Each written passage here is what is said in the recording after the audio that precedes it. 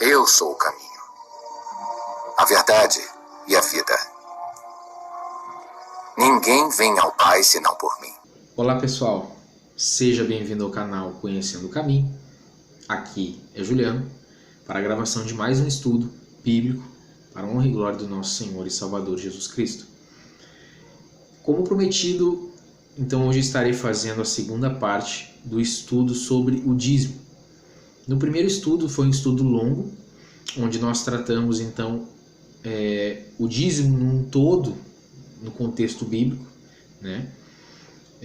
E hoje nós vamos tratar o dízimo no sentido do que ele representa, do que Deus quis mostrar na primeira aliança e o que representa o dízimo na realidade do futuro que irá acontecer. Amém? Então, primeiramente, a gente tem que analisar a partir do ponto, que é um ponto importante, que é o seguinte, né? Que é um verso fundamental não só para dízimo, mas para muitas coisas daquele contexto do tabernáculo, daquele contexto das festas, daquele contexto da primeira aliança, né? Que é o capítulo 10 do livro de Hebreus, no início do verso 1, que vai dizer o seguinte: porque tendo a lei a sombra dos bens futuros e não a imagem exata das coisas, ok? Então nós vemos que a lei, né, a primeira aliança, ela é uma sombra. Muito do que está ali da primeira aliança, elas são sombras, são figuras que Deus quer apontar para algo superior, para algo real, né? Então o dízimo também é isso. O dízimo, por mais que na sua literalidade ali, no sentido da primeira aliança, ele foi uma lei criada, como eu expliquei no primeiro vídeo, né? Com benefício de sustentar, alimentar os levitas, os sacerdotes, e também sustentar o necessitado, que era o órfão, a viúva e o estrangeiro, né? Então a lei do dízimo era uma lei muito justa, né?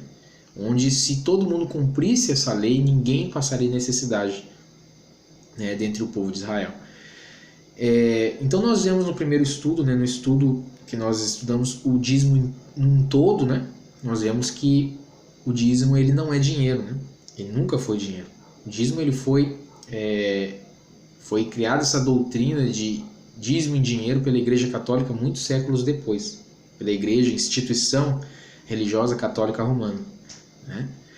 Muitos séculos depois da ressurreição de Cristo, então foi instituída essa doutrina de dízimo em dinheiro, né? Porque o dízimo bíblico nunca foi dinheiro, e sim alimento.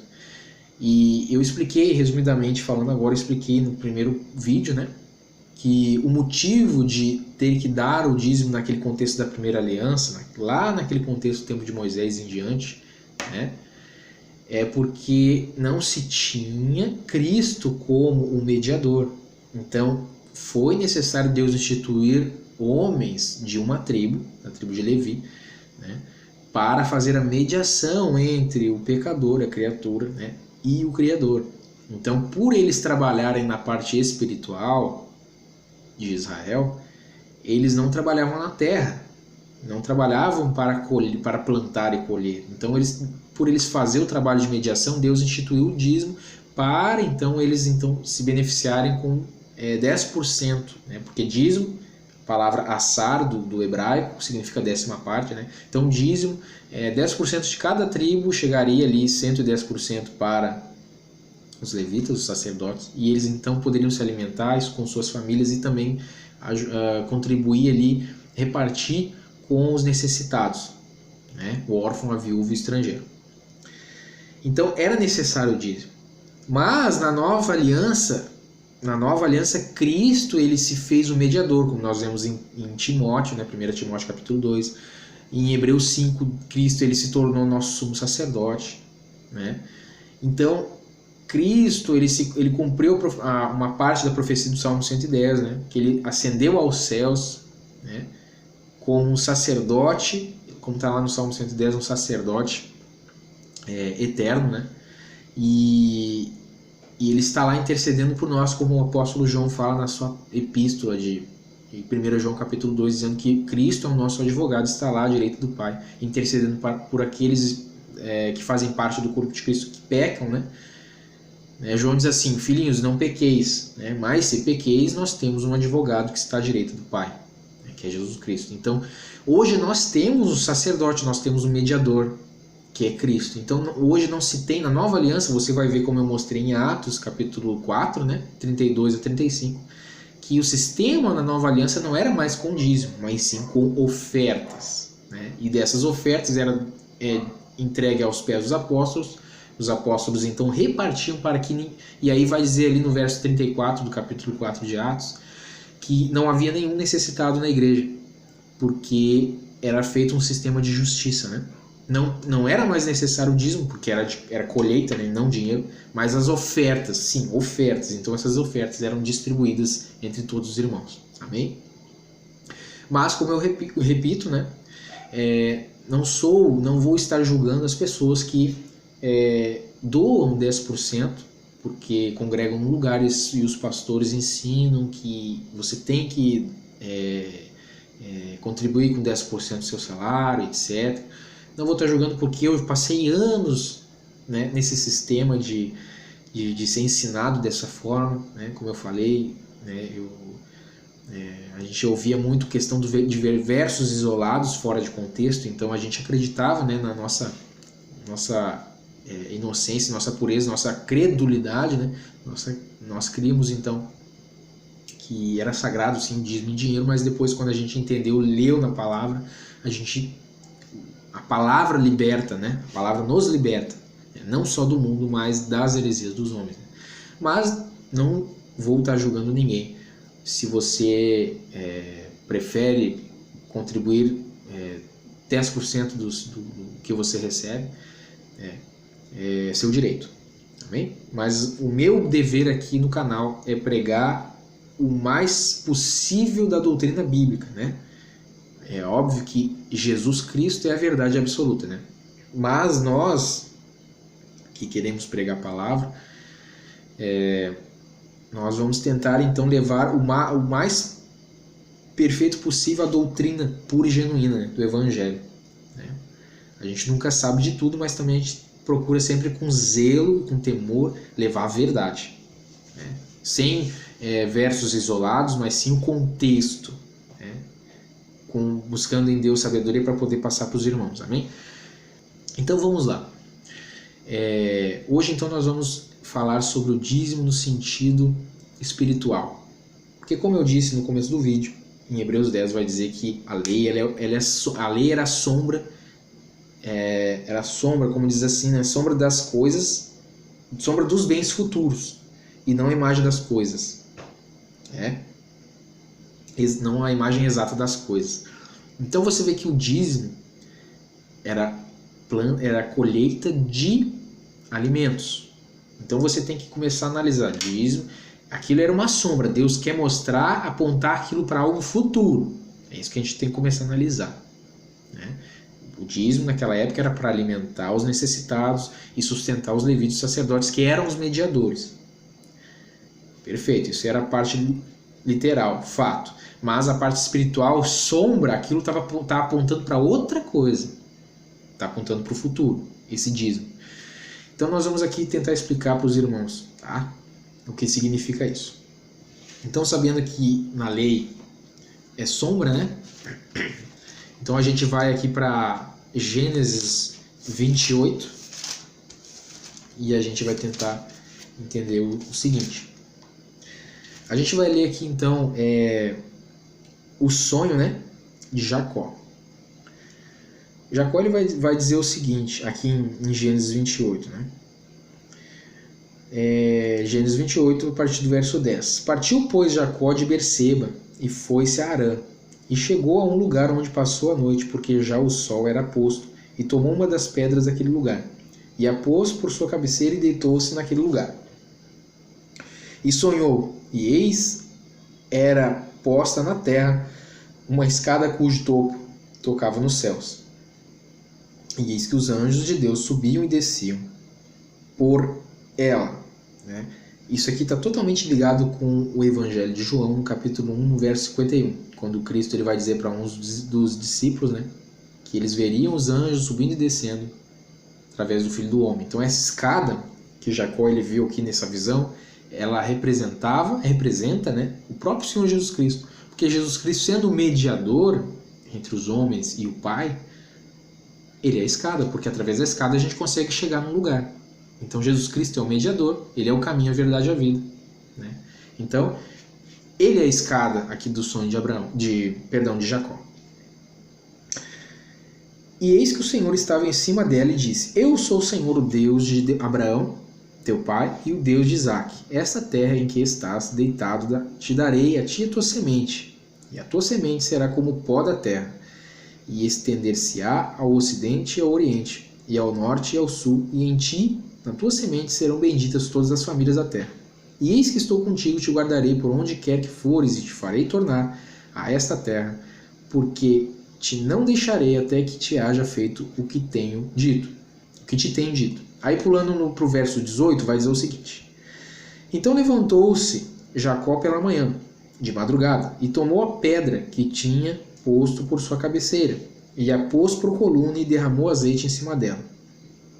Aqui tem algo profético aqui, mas não vem ao caso, porque eu estudo aqui sobre o dízimo. E chamou o nome daquele lugar Betel, que significa casa de Deus, né? O nome, porém, daquela cidade antes era Luz. E Jacó fez um voto dizendo: Se Deus for comigo e me guardar nesta viagem que faço, e me der pão para comer e vestes para vestir, e eu em paz tornar a casa de meu pai, o Senhor será o meu Deus. Olha só o que ele vai dizer: E esta pedra que tenho posto por coluna será a casa de Deus, e de tudo quanto me deres, certamente te darei o dízimo. Aqui a palavra dízimo, no verso 22, é a mesma palavra que está lá em Deuteronômio 14, que a gente leu no estudo passado. Assar. Não sei se é assim que se pronuncia, porque eu não sei falar hebraico. Mas significa 10ª parte. Dízimo. Então você vê que Jacó ele fugiu, né? Porque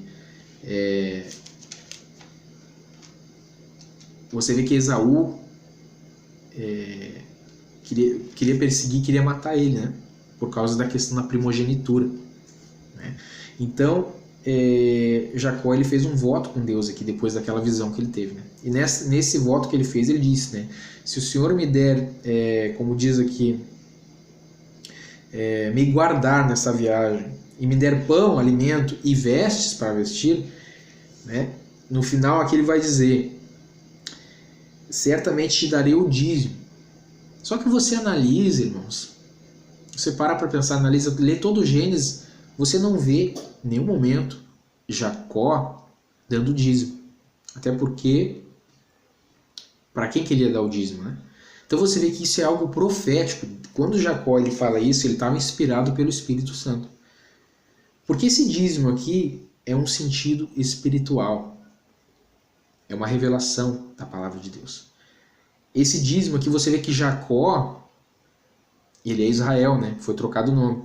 E Israel, você vai ver que a salvação, como Jesus disse, vem dos judeus, vem de Israel, né? Israel, ela foi separada, a casa de Judá com a casa de Efraim, né? As 10 tribos então foram espalhadas pelas nações.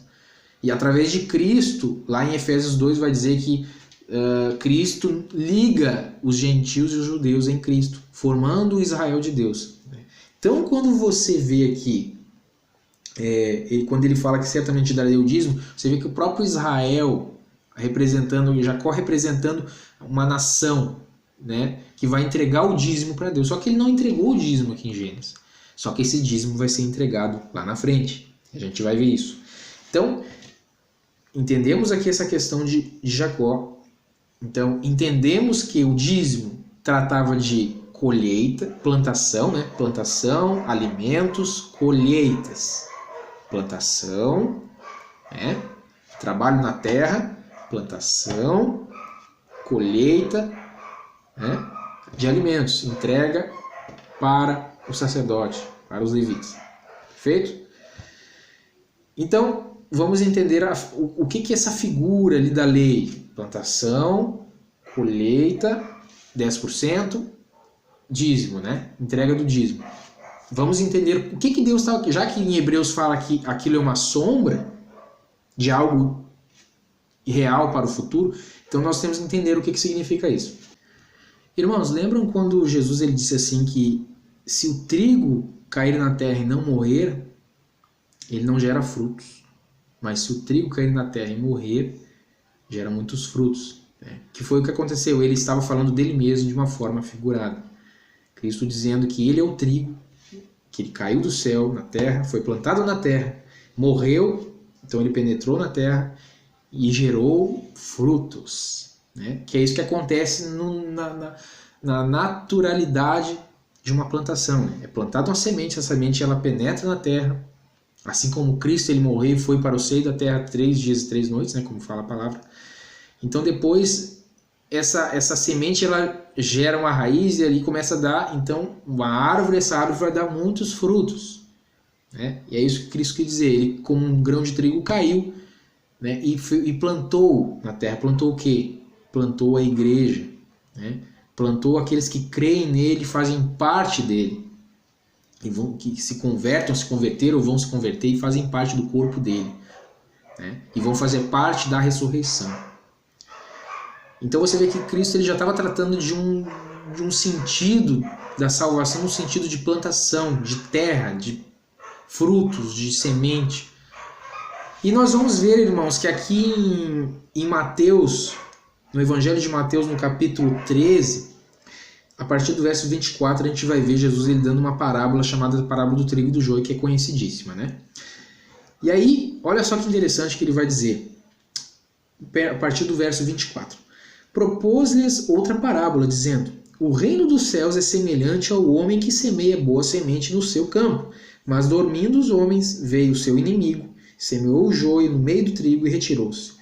E quando a erva cresceu e frutificou, apareceu também o joio. E os servos do pai de família, indo ter com ele, disseram-lhe: Senhor, não semeaste tu no teu campo boa semente? Por que tem então joio? E ele lhes disse: um inimigo é quem fez isso. E os servos lhe disseram: queres, pois, que vamos arrancá-lo? Porém ele lhes disse: não, para que ao colher o joio não arrancais também o trigo com ele. Deixai crescer ambos juntos até a ceifa. E por ocasião da ceifa direi, presta atenção nessa palavra, até a ceifa. Presta atenção nessa palavra, que essa palavra vai ser usada depois.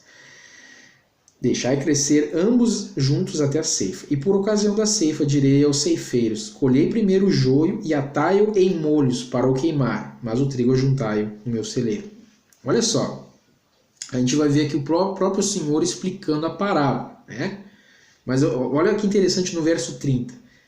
Deixai crescer ambos juntos até a ceifa, né? O trigo e o joio. E por ocasião da ceifa, no dia da colheita, né, da ceifa, direi aos ceifeiros, que representam os anjos aqui, né? Colhei primeiro o joio. Então vai ser colhido o joio, atado em molhos, e vão ser jogados no fogo.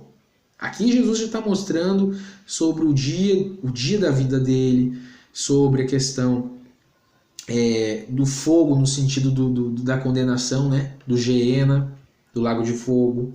E aqui está dizendo assim, mas o trigo ajuntai-o no meu celeiro. No meu celeiro. Ajuntai-o no meu celeiro. O que seria esse celeiro?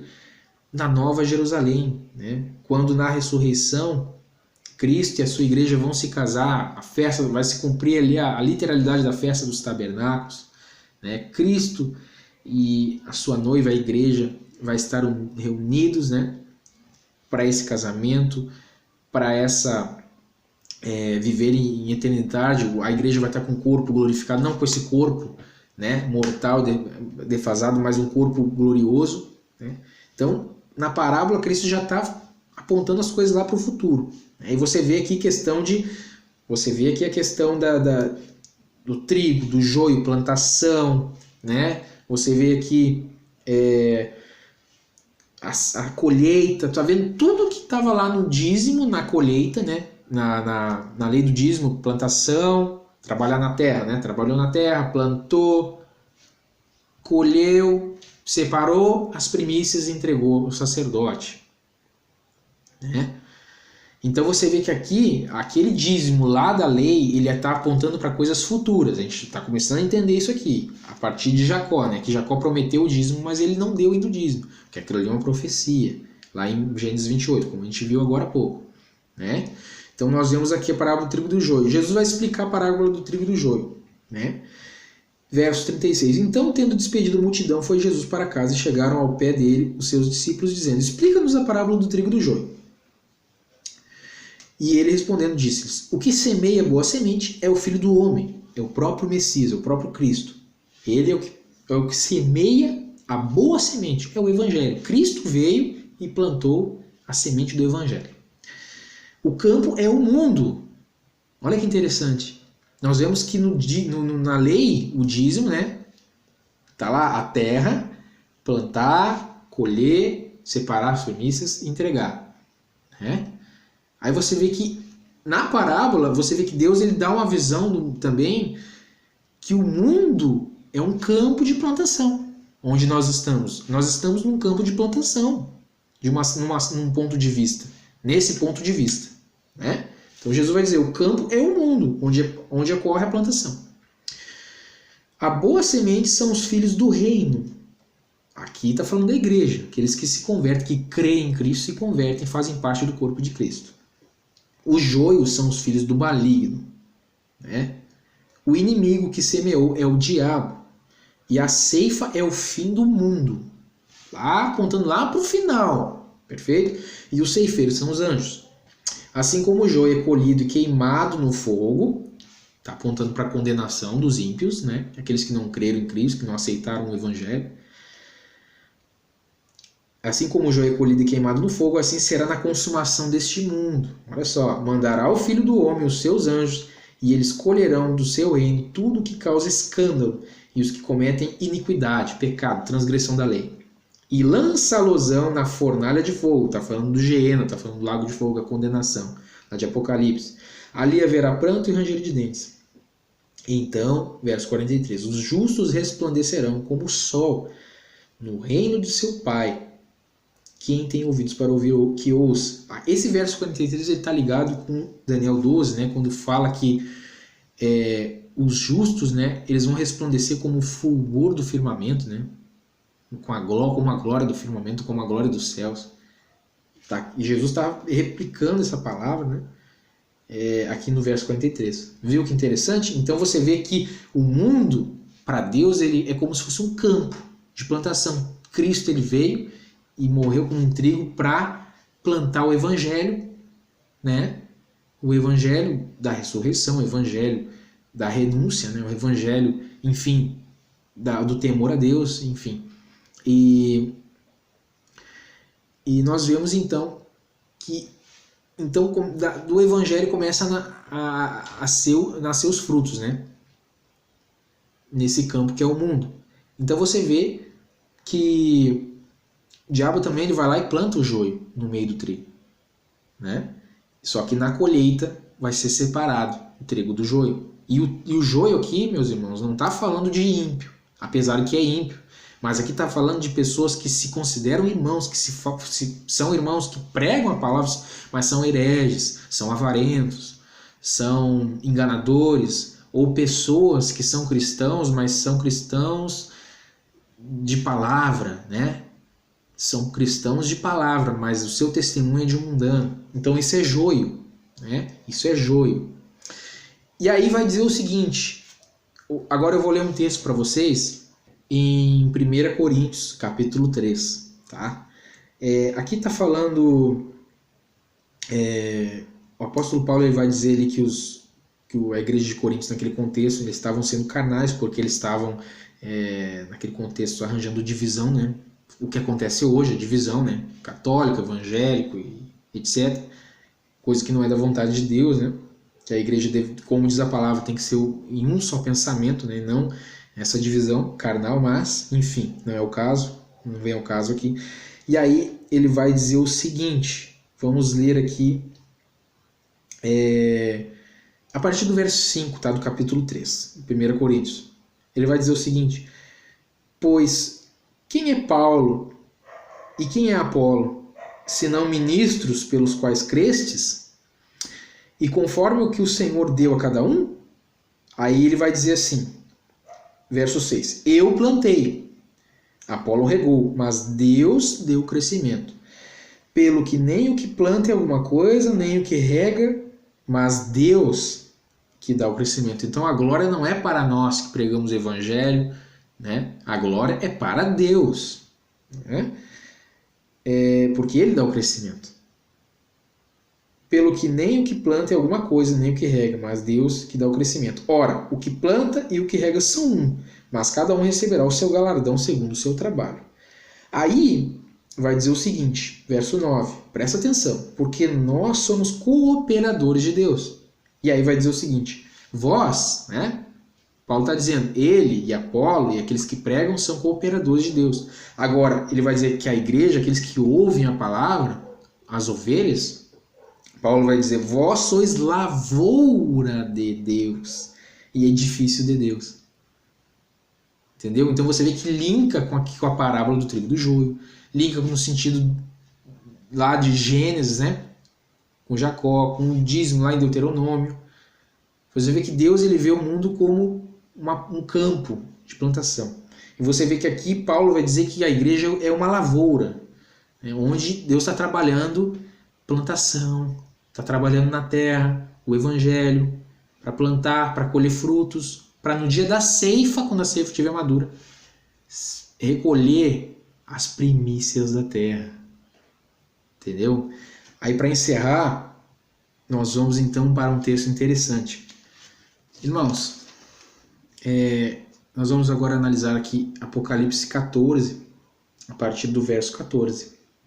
E aqui vai estar a conclusão. É claro que isso é uma profecia para o futuro, não é para agora, né? Mas é para o futuro. Né? Essa profecia que está falando do dia do Senhor, né? Quando Cristo voltar. E lembra quando lá em Gênesis a gente leu que Jacó ele prometeu o dízimo? Então ali era uma profecia de Israel entregando o dízimo, as primícias para o Senhor.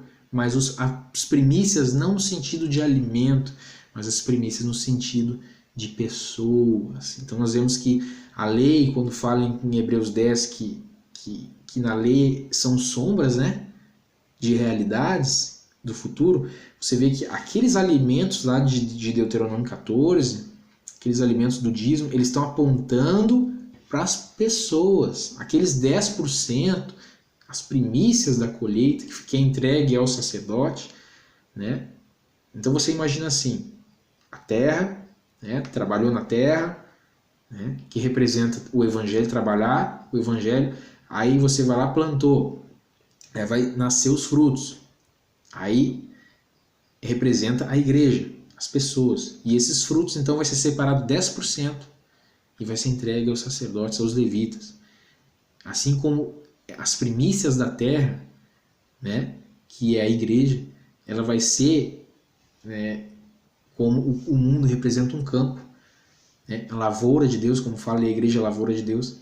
Então, na vinda do Senhor, o Senhor vai recolher as primícias da terra, o dízimo, que o dízimo, né, o dízimo lá da lei, ele é uma tipologia da igreja, do corpo de Cristo, né? Porque a igreja é as primícias da terra, né?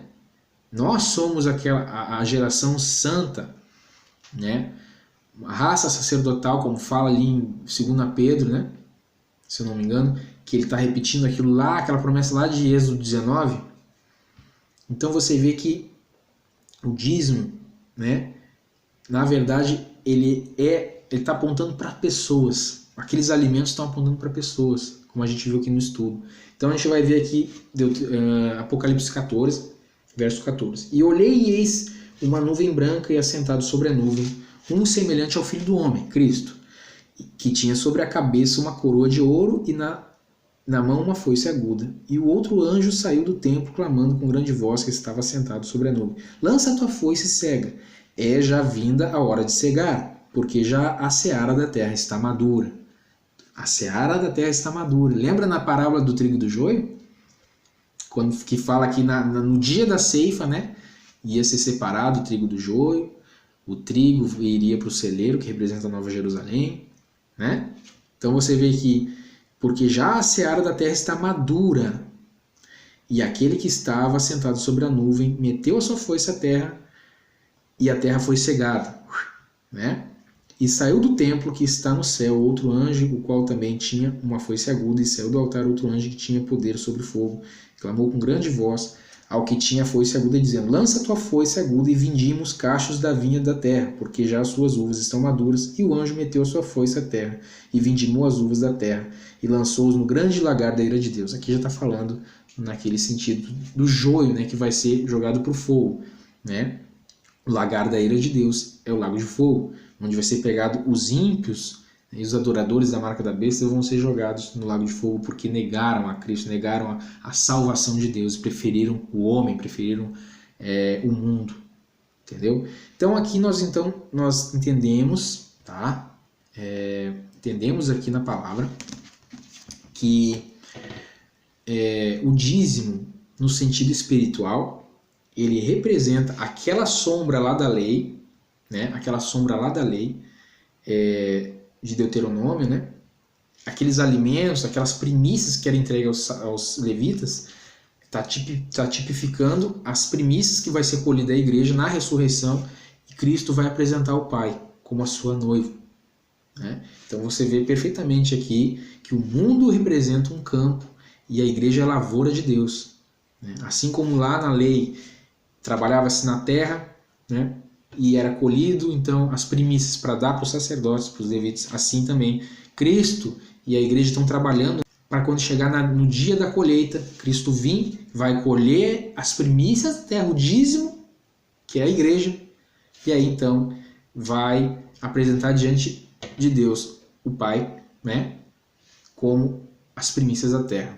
Amém? Então, espero que esse vídeo venha edificar os irmãos, venha acrescentar.